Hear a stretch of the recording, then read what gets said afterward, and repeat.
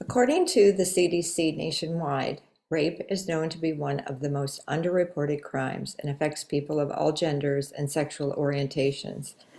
They also report that over half of the women and almost 1 in 3 men have experienced sexual violence involving physical contact during their lifetimes. Chances are you know someone this has happened to. You might be sitting next to them in class. Maybe you are a victim yourself. And if you are a survivor, it was not your fault.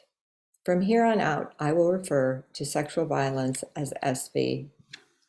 I'm almost certain that, like me, at least one of you listening today has been affected in some way by SV, either directly or indirectly. Some person in your life, a parent, sibling, aunt, uncle, cousin, grandparent, or friend has survived SV. I am a survivor. These events happened when I was a young woman, and I have spent much of my life unraveling what happened to me. The first thing I have learned is that it was not my fault. I was not asking for it because of what I was wearing or because I was drunk. And the second is that just because you know the perpetrator doesn't mean it was consensual. It is my intention that when I'm finished, you will have a clear understanding of why it is important to report SV by first providing a clear definition of what SV is. Second, giving an understanding of the mental damage that may result from SV. And finally, creating change through awareness and reporting.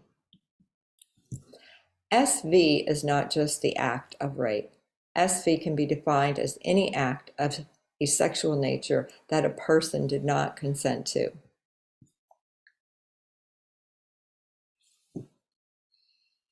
SV includes sexual assault, childhood, sexual abuse and exploitation, and sharing of sexual images without consent. While many of us come from loving families, live in wonderful communities, and work with good people, according to the CDC, the perpetrator of sexual violence is usually someone the survivor knows, such as a friend, current or former intimate partner, coworker, neighbor, or family member. So what is lack of consent?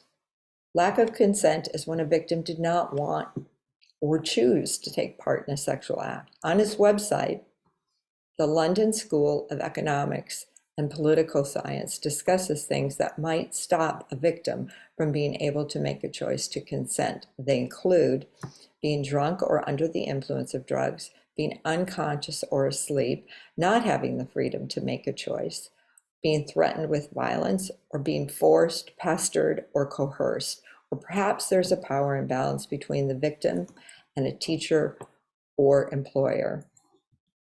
It's important to remember that the effects of SV are far-reaching, regardless of how long ago it happened.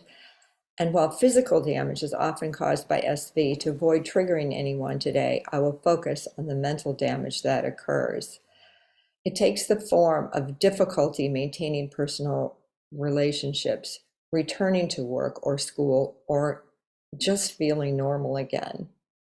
It can create negative health behaviors such as smoking, alcohol, and drug use, as well as risky and sexual activity. Now, I will admit, as a woman, my focus has been narrow. I have looked at SV as a feminist issue.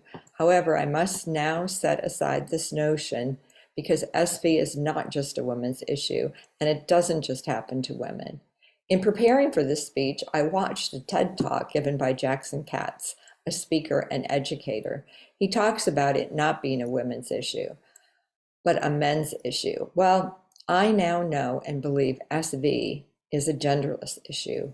I want to focus on change and look to those who aren't the perpetrator or the victim of this act of violence, the bystanders.